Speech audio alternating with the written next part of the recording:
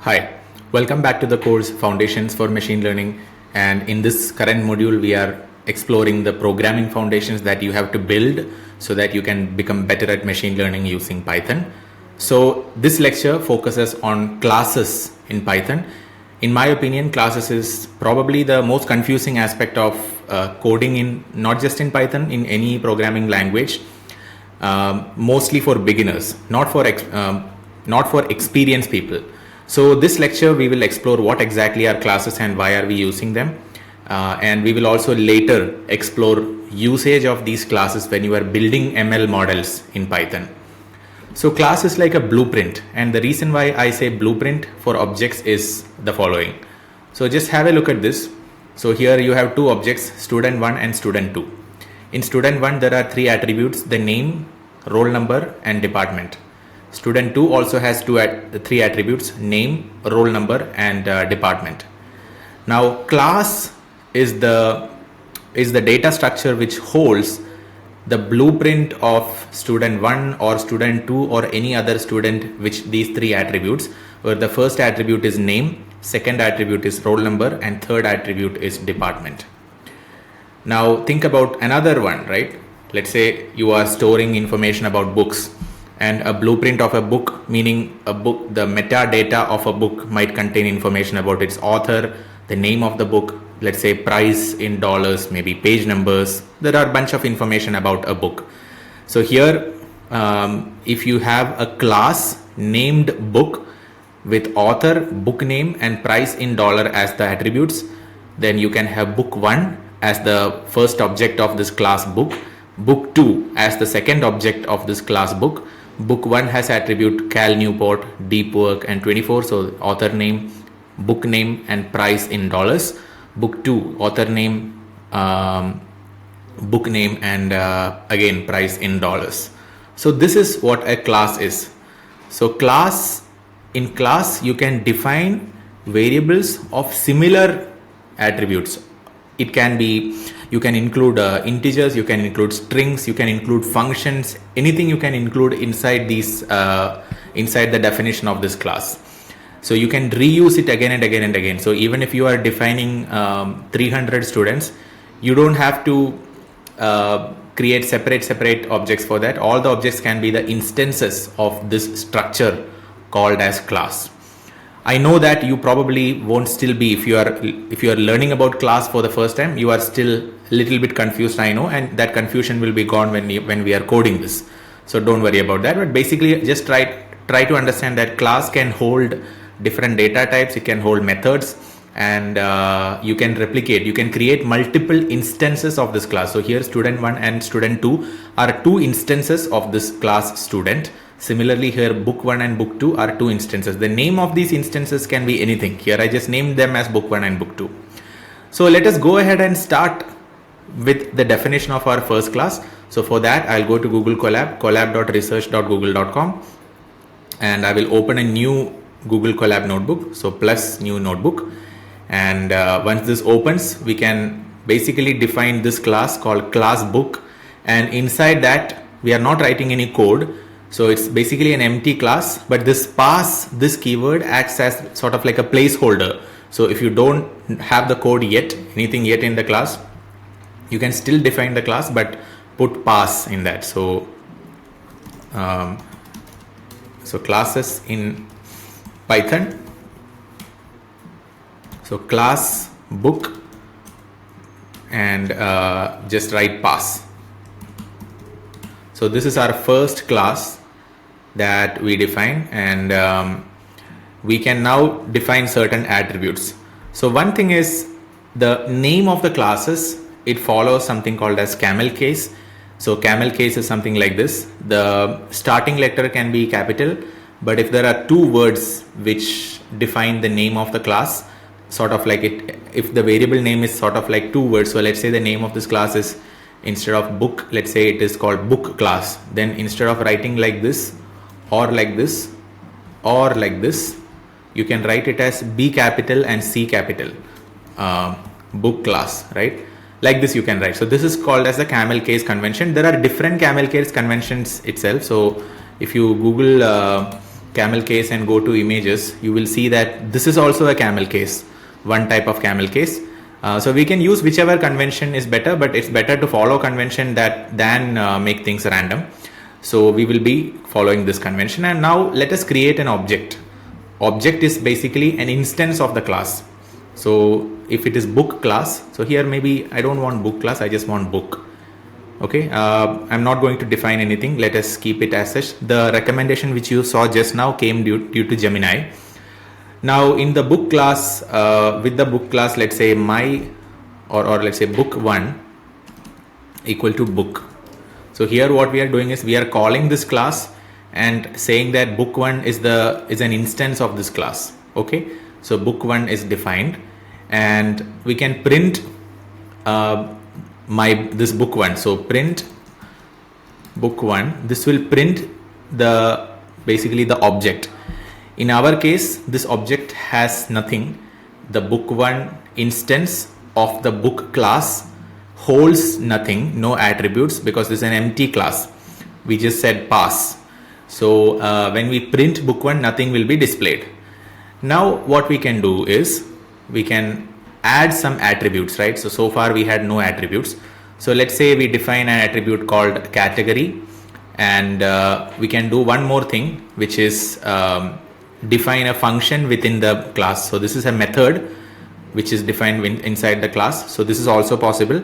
And this method is like whenever you define an object, whenever you instantiate the class by calling the book class, it will define this category variable, plus it will also print this because this function will be called. So let us do that. So here category equal to literature, or let's say science, define.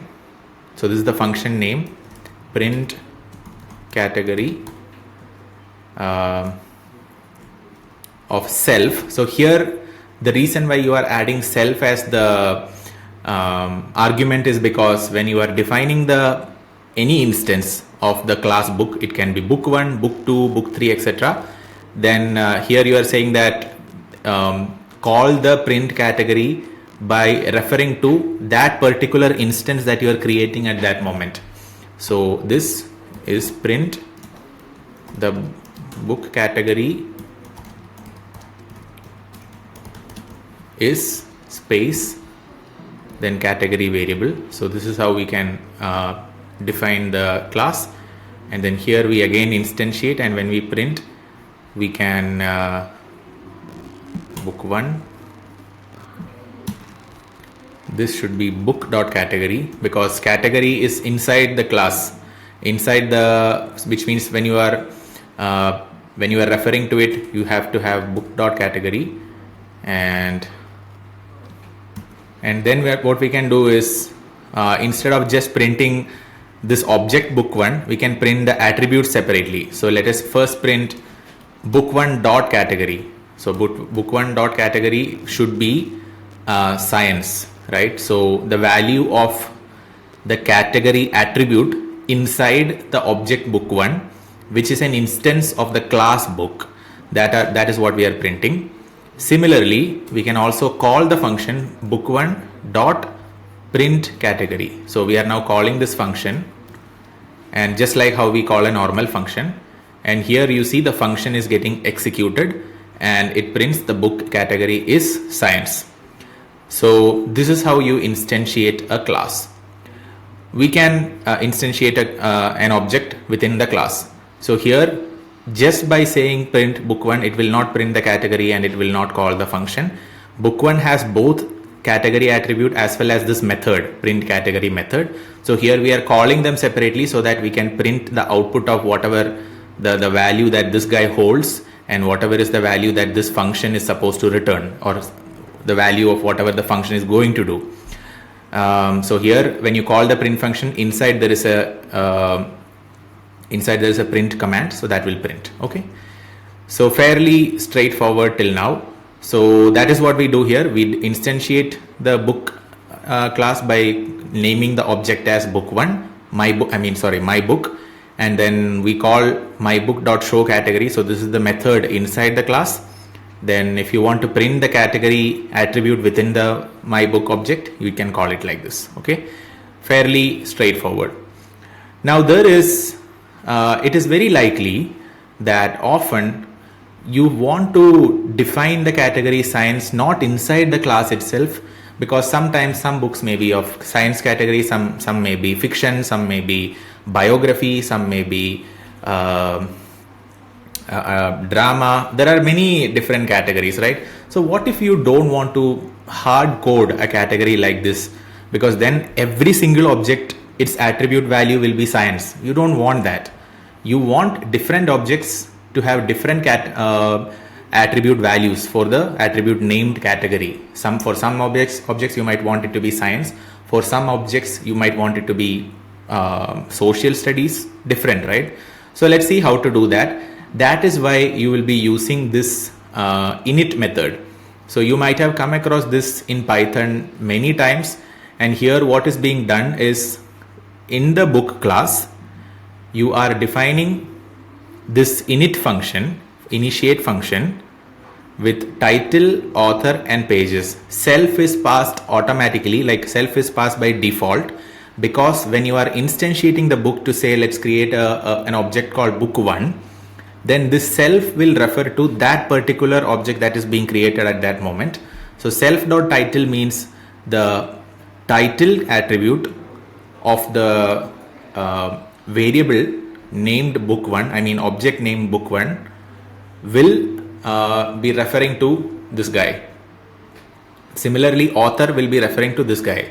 So I will show you how to do this. So class book, define init. So I'm typing 2 underscores here, first and second underscore, and in the init function we are passing self, category. For now only these two are needed. Okay, and let's say self dot category equal to category, and that's it. Then we can also define the method. Let's say print category is self dot category. This is fine. So let us define the function, and after defining the function book 1 equal to book of, we can pass category here, fiction.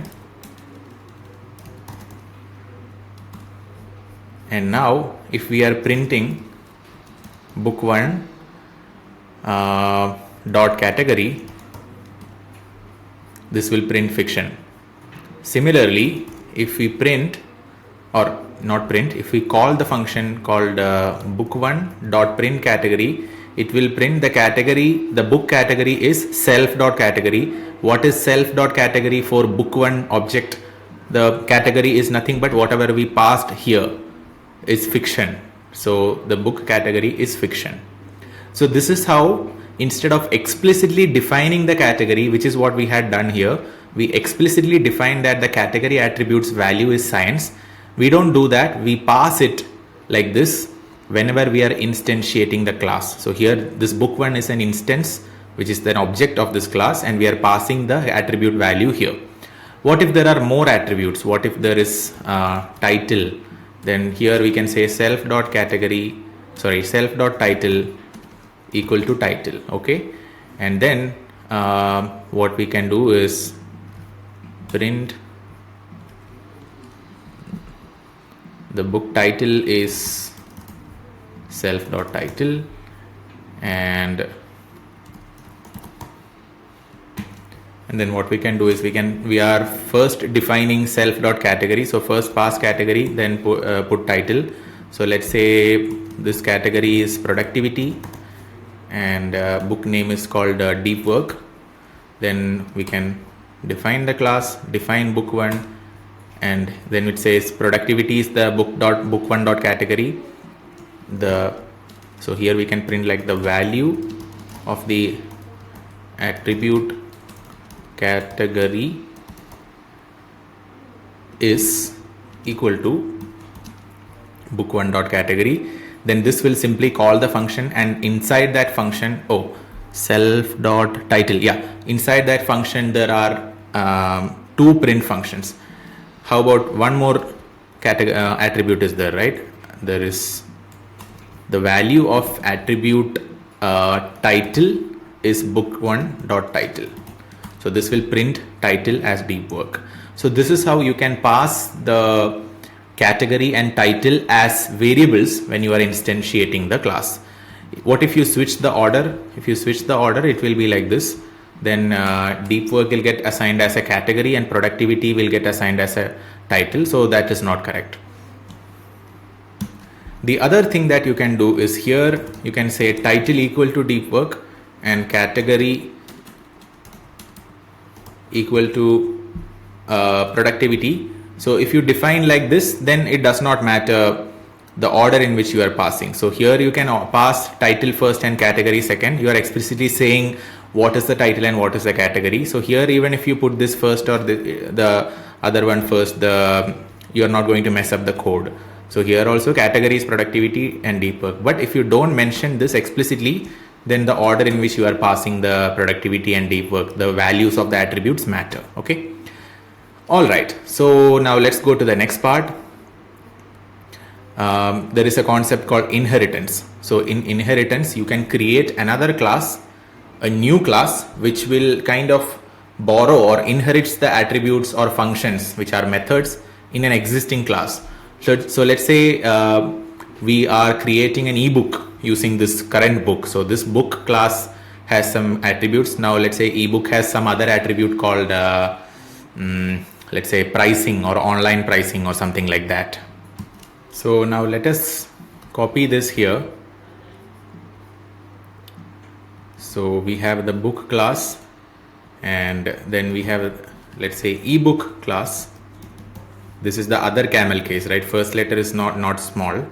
And here we are passing the book class into the ebook class. So ebook is now inheriting some properties from this book class. We can say define init. So we can still initialize the parameters that we want in the. So what I did now is like Gemini was suggesting me something. So I pressed my tab button on my keyboard. So it accepted the suggestions by Gemini, but then I also deleted it. So here we can define init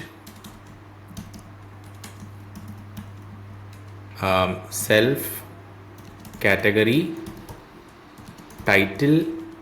So category and title was already there in the book class, but here in addition, let's say price and size in megabytes, MB.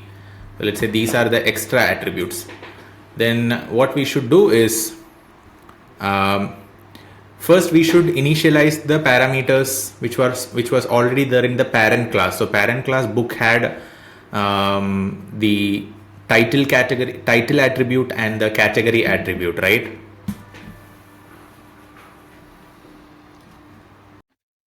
So we don't have to explicitly define them. Rather, we can directly try to access those attributes, category and title, from the parent class. So for that, we can call this super method, then super dot. Now we have to initialize the category and title here, because category and title was defined in the previous class itself. Here the class called book already had the definition, so we just need to initialize it whenever we are instantiating a new ebook object. So here we can say self comma title comma category. Then we are extra bringing price and size in megabytes. So self dot price equal to price. Then self dot size in. So what you see here in the faded thing is the suggestions by Gemini. So you can take it, or if you know what you're doing, you can also not take it.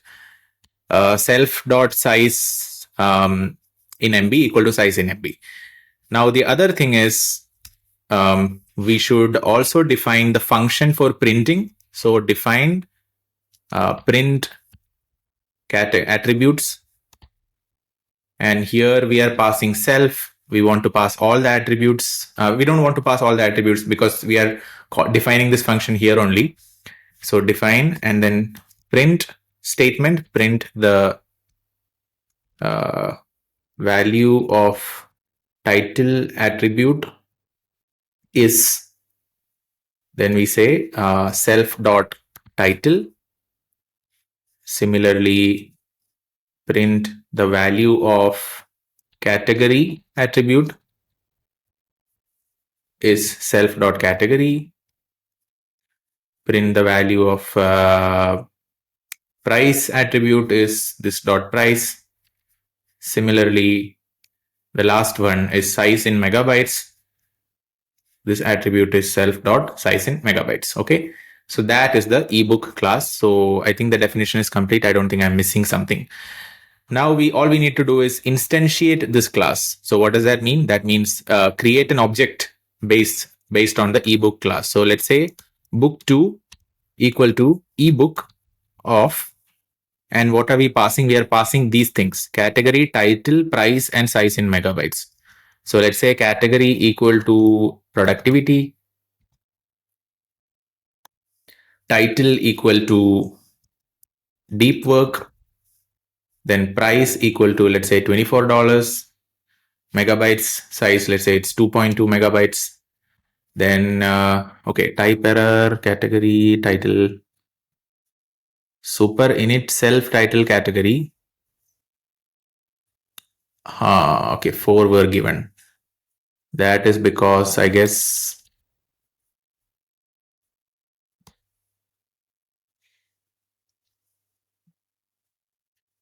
self category, I guess this is not needed. Let's see. Yeah, so here the self was not needed because you are already passing self into the function definition. And here, if we want to print book2 dot category means, okay, first of all, let's just print book2. So this is an object belonging to which class? Belonging to ebook class. Whereas book1, which was defined before, that was belonging to the book class. So book1 means it will belong to book class. Okay. But book2 will belong to ebook class. Then print book2 dot category should print productivity. Book2 dot category somehow became deep work. Is it because category title price size in MB? Let's see. Title is, okay, self dot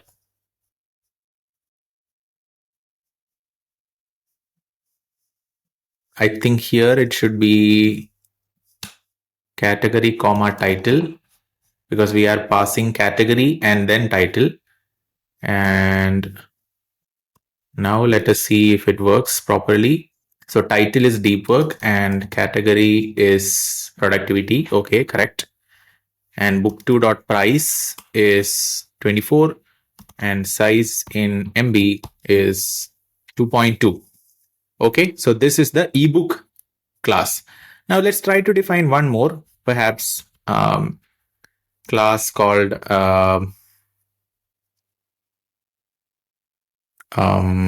detailed book. So this is now, let's say this is inheriting stuff from the ebook class. So let me write this as something where you're passing ebook into this new inherited class. And here, what we should define is define init, and you are passing all these things, comma. In addition, what we can add is author and number of pages. Yeah, right suggestion. Gemini is coming. So author and number of pages are added. Now, let us first instantiate all the things which the ebook class had. So super means you get access to the sibling or the parent class. Super dot init, initialize. You don't want self, but you want everything except author and pages, because this is inherited. These properties are inherited from the ebook class. right? Similarly, self.author equal to author. So author and the pages are the new attributes that are created specifically in the detailed book class. Similarly, self.pages equal to pages. Okay. And here we can define one more function. Maybe let us also inherit the print attributes. That will be, I guess, okay. So print attributes, and we also initialize this self.pages equal to pages. And here let us do one more. Let us define one more function. Define print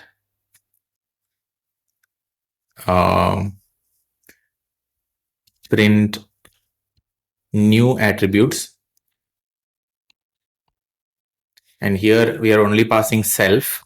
And here what are we printing? Print the value of pages attribute is space self.pages. Similarly, the value of author attribute is self.author. Okay, fine. And now let us try to define, let's run this once again. And let's define book3 equal to this guy, detail book of, and here we are passing all these things plus two more things, comma, author, comma, number of pages, right? Yeah, author, comma, pages equal to Cal Newport, and number of pages, so pages equal to some number 224. So then if we run, okay, there is an error. This error is, I think, maybe because we are mentioning print attributes here. It's a method, it's not a like another attribute, so maybe it's not needed, but still we can access it, right? That's what we did in the previous ebook class. So we were able to access print category without explicitly bringing this method here in this init. So maybe we can do that here also. So let us run. Then book2.size in MB. Okay, now it is no, book3. Init is missing one positional argument, print attributes. Let me run this. Yeah, now it is working. So now all we need to do is, if you want to access book3.category, we can access that. That will print productivity. But let's say we want to access the book3.print attributes. Then that function we can directly access. So where is this function actually defined? This function is actually defined. It's not defined in detail book. It is actually defined in ebook. So, and I just want to test one more thing. What if I don't mention the title and category here? So now there is print category here. There is print attributes here. And then there is print new attributes here. So let us run once again. Define book2, sorry, not define book3. And if print category is called, let's see what happens. So print category is actually not defined in this detail book explicitly. It's also not defined in ebook. It is explicitly defined here. But even without initializing it here using this init function, we are still able to access the print category. From where? From the instance of this detail book. So here there are three classes. First class is book. Now second class ebook is inheriting these category and title properties from the main thing called book. Plus in the ebook there are two more attributes, price and size in MB. Now the detail book thing has four things. Two of them are, I mean, all of them are inherited from this ebook only, but two of them are ultimately coming from category, and title is coming from this book class. Then the new ones, price and size MB, are coming from ebook class. The author and pages are the new things that are defined here in the detailed ebook. So we are able to call the print category function here like this, and book3 dot print attributes should print the attribute value, these two print statements, print attribute, these two print statements. Then there are two more attributes to be printed, which are defined in the print new attributes function. Print new attributes function will make two more print statements, pages and author. Now here is another thing which we can try. What if the name of these functions, I mean these things were all the same? What would happen? So now if we define book3 and if we try to print attributes, let's see what all things will get printed. What gets printed is the number of pages and Cal Newport, which is the author. So the reason why that is happening is because print attributes is latest defined here. If the name of this was print attributes 1 and if the name of this was print attributes 2, then this guy is the only print attributes. So print attributes is not going to be rewritten. It's written here once. It's not getting rewritten here or here. So here, if we call the print attributes, it will actually print the these two statements, print book category and print book title. But if we make this as print attributes, then whatever we define here as a print attributes function, that is getting rewritten here. Then it will print the price and size in MB. Let's try. Let me first delete this book too. I don't want to see this right now.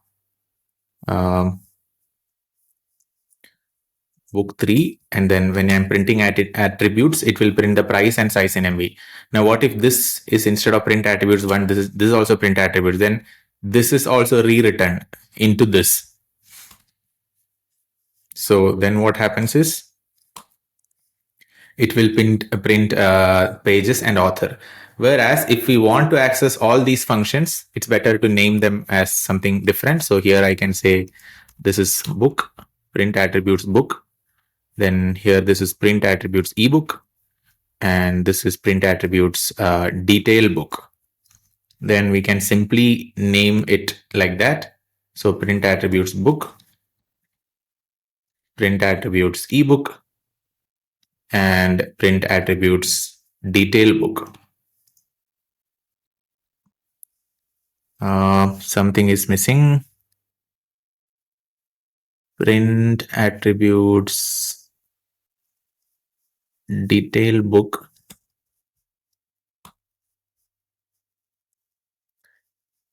Detail book object has no, okay, I have to call this also once. Yeah, now it worked, right? This is how it works. So that was a very brief introduction to classes in Python. In the next lecture, we can look at implementing classes on some hands-on exercise problems in a little bit more detail.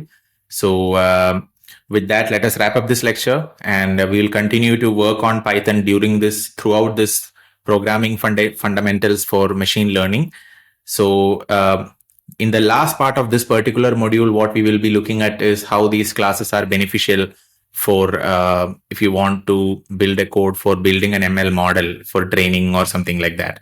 So although I assume not much knowledge for you with respect to ML models, you will still be understanding what we are doing using the classes once we reach that stage. So thank you so much. I really want to appreciate you for reaching till this point of the course. It's very, very difficult for people to follow an entire playlist. So those of you who are watching the playlist even at this point of time, I think you are very dedicated, and I think you are very, very, you have spent a lot of time along with me. So I really want to appreciate you for that. And I really look forward to seeing all of you, and also the new people who are entering the playlist at this moment. I wish we can all meet in the next lecture in this series. So thank you so much. We will meet again soon. Take care until then. Bye.